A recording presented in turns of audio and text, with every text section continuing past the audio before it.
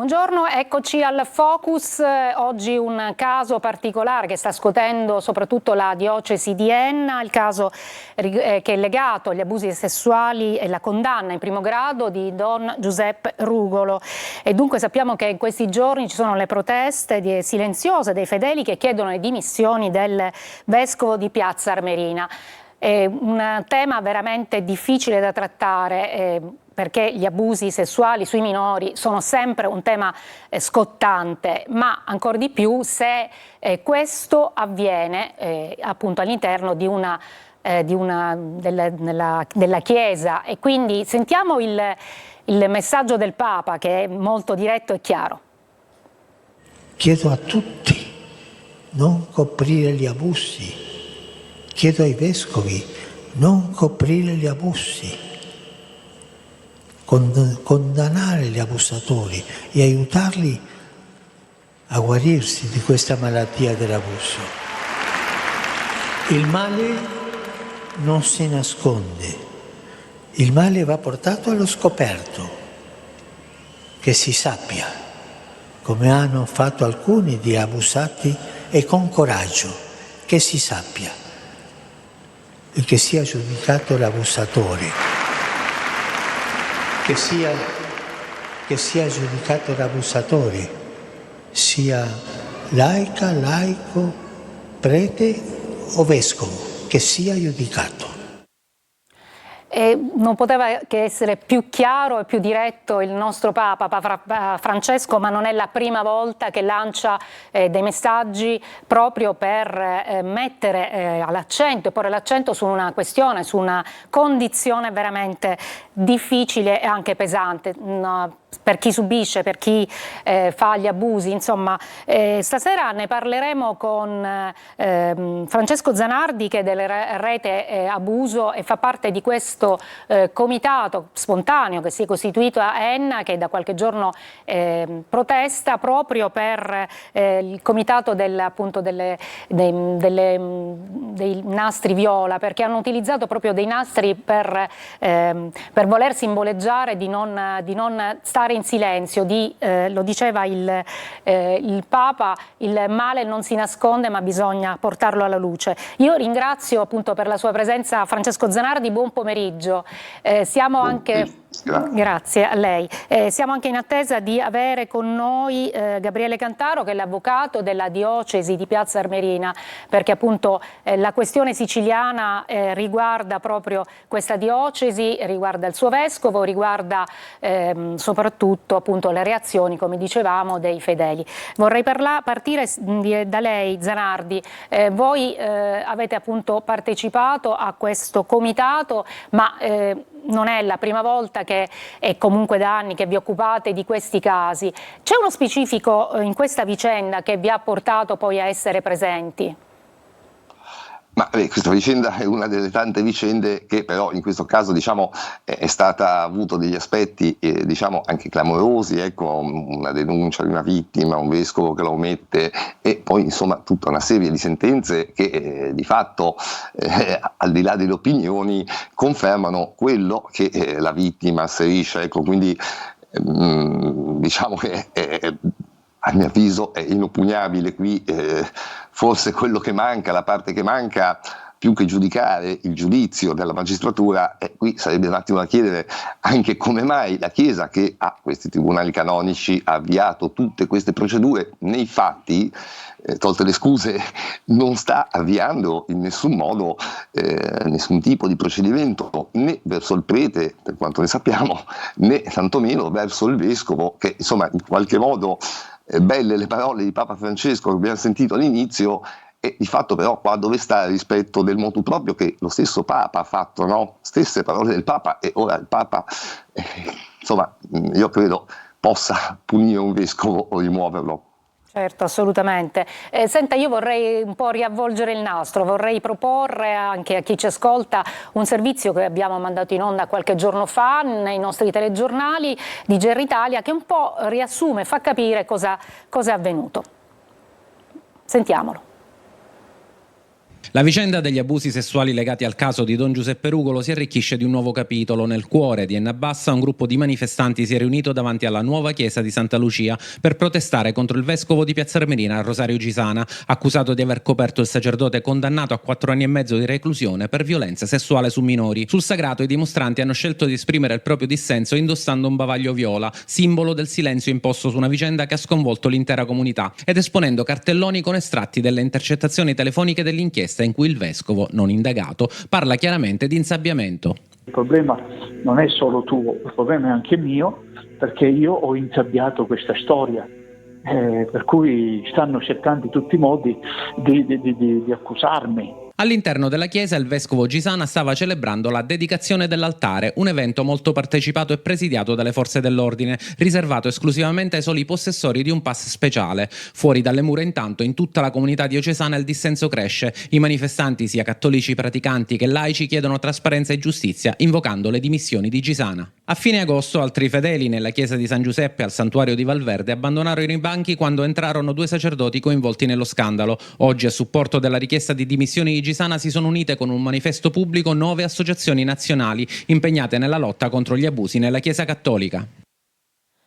E dunque, insomma, la situazione è questa, la condizione anche, il clima si surriscalda, sempre appunto più passa il tempo, e anche di pochi minuti fa anche la notizia che Don Giuseppe Rugolo ha fatto appello, parliamo di primo grado di giudizio, questi 4 anni e 6 mesi di condanna appunto rappresentano il primo grado, e appunto ha già detto che si presenterà appunto in appello.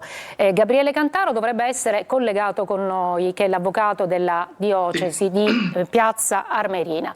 Dunque, intanto buon pomeriggio avvocato, chiedo a lei subito la situazione, cioè la condizione nella quale poi si trovano i fedeli, perché non mettiamoci anche, c'è la vicenda giudiziaria che andrà avanti sicuramente, ma ci sono anche i fedeli che si chiedono, credenti e non credenti, quindi fedeli e credenti e non credenti, che si chiedono come stanno le cose, cioè cosa è successo veramente. C'è questa denuncia, sappiamo, di questo giovane, all'epoca aveva 16 anni, Antonio Messina, che si è rivolto direttamente al vescovo dopo 4 anni, appunto da quello che ha raccontato e che ha anche denunciato poi questo giovane, insomma da 4 anni subiva queste violenze.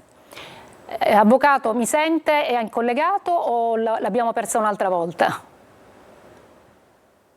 No, credo che non ci sia. A questo punto Francesco Zanardi, insomma è sempre più difficile anche trovare testimonianze, no? Chi denuncia. Beh, diciamo che anche poi il clima che si crea attorno a chi denuncia, lo stesso Antonio Messina, voglio dire, succedono, almeno io che faccio questo lavoro, succede puntualmente che si venga attaccati, no? Quando si fanno questi tipi di denuncia. Certo, una vittima che magari è sola si trova più in difficoltà sicuramente che un'associazione come la nostra, e quindi diciamo che certo non è un invito a denunciare questo tipo di atteggiamento che poi si va a creare. Certo, assolutamente, però c'è anche, lei dice, il clima che si crea attorno, ma c'è anche la difficoltà anche personale, no? Di chi si trova poi anche isolato e la difficoltà di dover anche dimostrare, no? Quello che raccontando quello che è successo, perché non tutti come Antonio Messina hanno anche questa forza, e quindi molte volte soprattutto anche, ricordiamo che sono anche giovani, quindi anche hanno una fragilità dovuta proprio all'età. Dico, guardiamo questa situazione dove c'è una sentenza del Tribunale, giustissimo che la diocesi si sia appellata. Questa mattina, probabilmente non lo sapete perché l'ho saputo io a mezzogiorno, è arrivata anche l'archiviazione delle varie querele ai giornalisti, tra cui il sottoscritto. Quindi diciamo che abbiamo già un giudizio, non è che eppure stiamo ancora a discutere sul giudizio, no? Perché adesso il problema è diventato il giudizio, insomma diventa abbastanza una storia pesante, ecco, per poi chi la vive. Assolutamente. Dovremmo riavere in collegamento l'avvocato Cantaro, spero di averlo, eccoci, avvocato. Buon pomeriggio, speriamo scusate, che ma sì. ci sono problemi di connessione. Benvenuto a lei. Senta, le vorrei leggere un piccolissimo passaggio della sentenza di questa condanna di primo grado. Dice: la curia, nella persona del vescovo, metteva con ogni evidenza qualsivoglia seria iniziativa a tutela dei minori nella sua comunità e dei loro genitori, nonostante la titolarità di puntuali poteri doveri nei confronti e nell'ambito della rivestita funzione di tutela dei fedeli, facilitando l'attività predatoria di un prelato già oggetto di segnalazione. Insomma, il termine è molto articolato e anche molto tecnico. Ce lo spiega cosa vuol dire, e soprattutto alla luce di questa condanna che, lo ricordiamo, in primo grado? Sì, allora, devo intanto fare una precisazione, proprio perché ho avuto modo di sentire quello che era stato il commento del dottor Zanardi circa la mancanza di iniziative. Questo posso smentirlo, nel senso che alla sentenza di condanna, alla lettura immediatamente, nel momento immediatamente successivi alla sentenza di condanna, la divulgazione della notizia, è stato avviato in sede canonica un accertamento che ha il suo corso e che attualmente ha portato i suoi esiti al Dicastero per la dottrina della fede, che è competente per gli abusi sui minori. Questa è stata un'iniziativa doverosa del Vescovo, che ha portato avanti tutto quello che era necessario fare perché si procedesse agli accertamenti in quella sede. Quindi questo tanto per smentire la considerazione sul fatto che la diocesi non avesse fatto nulla. Questo non è vero, lo posso smentire. Gli esiti e i risultati di tutto questo ovviamente sono coperti da segreto professionale per quel che mi riguarda, per cui non posso riferire più di tanto se non la notizia, che è una notizia appunto di carattere generale e generico. Per quel che riguarda le ulteriori considerazioni che attengono al passaggio della sentenza che lei ha detto, come avrà ricordato nel momento in cui non c'è stato il collegamento, noi abbiamo proposto impugnazione in qualità di responsabili civili, contestando proprio questo aspetto, perché riteniamo che non sia giusto considerare il vescovo come persona che non abbia agito e abbia coperto gli abusi che vengono attribuiti all'imputato, che per carità anche lui per conto suo e tramite i suoi avvocati impugnato la sentenza per ragioni che sono distinte e diverse da quelle della curia. Quello che mi preme precisare è che non appena il vescovo ebbe notizia da parte prima del sacerdote e poi della famiglia, ha avviato quegli accertamenti informali su quello che poteva essere il contenuto di questa notizia. A questi accertamenti è stato fatto seguito una investigazione previa che è stata fatta 15 giorni dopo la presentazione, è stata avviata 15 giorni dopo la presentazione della denuncia da parte del signor Antonio Messina in sede canonica, che tutti gli accertamenti e il riservo che ha coperto questa notizia è stato rispetto della precisa richiesta fatta dalla famiglia dei signori Messina di avere la massima discrezione su questo. E questo è anche, diciamo, questo è auspicabile, perché lei si rende conto che insomma, la questione è molto delicata, investe anche un minore all'epoca. Ora Antonio Messina ha 31 anni, un architetto, ha una sua vita, però voglio dire, lei si rende conto che comunque la famiglia viene coinvolta in una cosa molto pesante. Però noi abbiamo sentito, avvocato, in un servizio che abbiamo mandato in onda qualche giorno fa nei nostri telegiornali, un'intercettazione nella quale il vescovo appunto Gisana dice: ho insabbiato questa storia. Per questo poi è un passaggio noto che è decontestualizzato dall'intera conversazione in cui avviene. In verità questa frase viene pronunciata in un momento in cui era già stata chiusa l'inchiesta, era stato allontanato da Enna il sacerdote Rugola e inviato a Ferrara, era già stata presentata la denuncia di Antonio Messina, quindi il vescovo non poteva insabbiare nulla.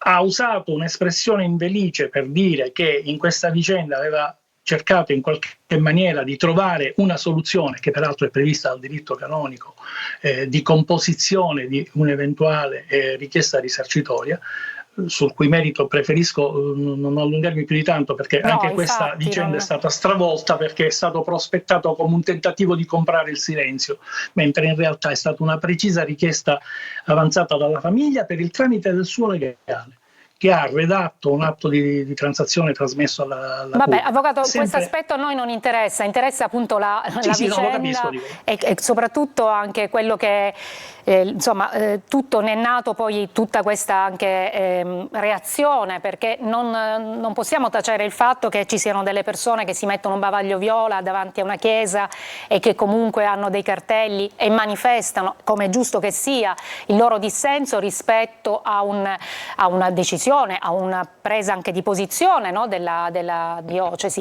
A questo punto vorrei sentire Francesco Zanardi.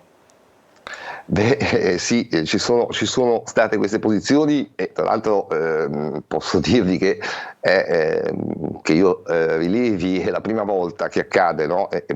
Sono stato molto contento per quello che l'associazione ha appoggiato anche l'iniziativa, perché è utile che il dissenso arrivi da dentro la Chiesa. Volevo fare una precisazione all'avvocato che non c'è nota che la diocesi abbia avviato un procedimento, poi se me lo dice per carità lo prendo per buono.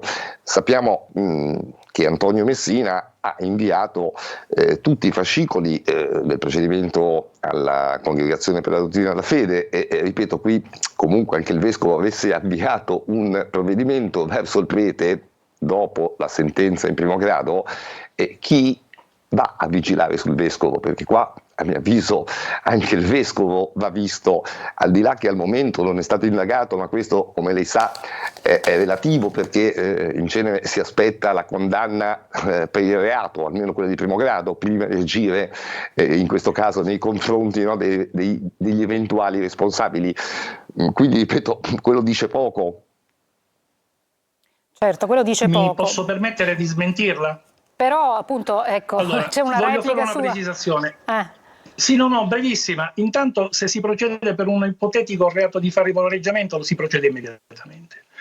Questo non è mai stato contestato al Vescovo. Se si dovesse ritenere di procedere, se la Procura ritenesse di poter procedere per un reato di favoreggiamento, lo avrebbe fatto immediatamente. Non mi permetta da avvocato di smentire quello non che ci lei dice, sostituiamo noi alla magistratura. Avvocato, potrebbe essere anche la lettera posto, ecco, questo ripeto è molto relativo. Cerchiamo di far chiarezza su questo, perché su questo si è giocato molto sull'equivoco, dicendo che il Vescovo è stato accusato, cioè il Vescovo è in questo processo come responsabile civile e come tale è chiamato in concorso ad un eventuale risarcimento dei danni, e anche su questo ci sarebbe molto da dire, ma sicuramente non è mai stato indagato o accusato di aver favoreggiato qualcuno. Assolutamente, è stato usato anche in maniera giornalistica un termine ambiguo, lasciando intendere qualcosa che in realtà non esiste, non è vera ed è smentita dai fatti. Ma secondo lei, avvocato, il Vescovo ha saputo, anche per ammissione dello stesso, a quanto si legge insomma, in quelle che sono anche le carte, insomma, attengono, diciamo, all'iter giudiziario, e comunque lo stesso padre poi Rugolo ha ammesso che, insomma, gli abusi ci sono stati, o no? Ma infatti c'è stato quello che ha ammesso padre Rugolo è consacrato negli atti del processo, e i termini e la misura in cui ha fatto delle ammissioni sono quelli, non spetta a me neanche andarli a riprendere. Quello che voglio dire è che il Vescovo, nel momento in cui è stato notiziato dell'esistenza di un procedimento penale, ha immediatamente messo a disposizione, e avrebbe potuto non farlo, tutti gli atti da lui raccolti, ha riferito su quanto ha preso personalmente, mettendo in condizioni la Procura di avere questi ulteriori elementi, ed eravamo ancora ad una fase iniziale dell'indagine, quando ancora non era neanche stata adottata la misura cautelare. Quindi ritengo che il comportamento sia stato assolutamente corretto. Quello che è avvenuto, le registrazioni che sono state fatte, le ammissioni, è tutto compendio del processo ed è stato valutato sia dalla Procura nel formulare l'imputazione, sia dal Tribunale nell'emettere la sua sentenza. Assolutamente, e tra l'altro anche nella sentenza per questo primo grado nel processo si accerta anche la veridicità delle dichiarazioni di Messina, quindi insomma anche quello che era un punto, un vulnus che si doveva sciogliere per poi procedere, diciamo, e andare avanti. Questo da parte appunto dal punto di vista della... Vorrei aggiungere che nel corso dell'investigazione previa che ha fatto seguito alla formalizzazione delle accuse da parte del signor Antonio Messina, gran parte delle persone che lui aveva indicato come testimoni non si vollero presentare. E questo purtroppo ha reso monco l'accertamento dei fatti in quel contesto e in quella sede. Bene, ben diverso era ovviamente il potere di indagine che aveva la Procura rispetto al Vescovo e ai suoi delegati e i mezzi che aveva a disposizione per poter accertare tutti i fatti che si riteneva fossero di rilevanza per poter formulare eventuali capi d'accusa nei confronti del signore. Ricordiamo anche che sono coinvolti altri 2 minori in tutto questo anche procedimento. Su questo mi permetta di fare una precisazione. Aspetti un attimo, la devo interrompere perché abbiamo un obbligo nostro, insomma, quindi ci fermiamo per un minuto e poi torniamo subito in studio.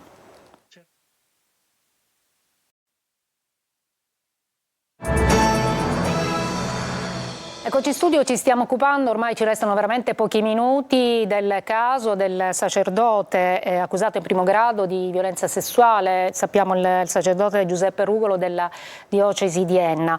Io chiedo a Francesco Zanardi invece, voi non vi fermerete, continuerete la vostra manifestazione silenziosa ma io dico rumorosa? Sì, assolutamente, io ritengo di sì, nel senso io sono a Savona, non abito a Enna, ma credo che i ragazzi di Enna assolutamente continueranno questa cosa che è importante, anzi spero che si replichi in altri posti dove purtroppo questa problematica in Italia spesso emerge. Ho capito. E senta, avvocato, invece la notizia appunto del ricorso in appello, è uscita anche un'agenzia qualche minuto fa che dice appunto del ricorso in appello del sacerdote, ma questo già era scontato, lo sapevamo, sia anche la Curia ricorrerà in appello.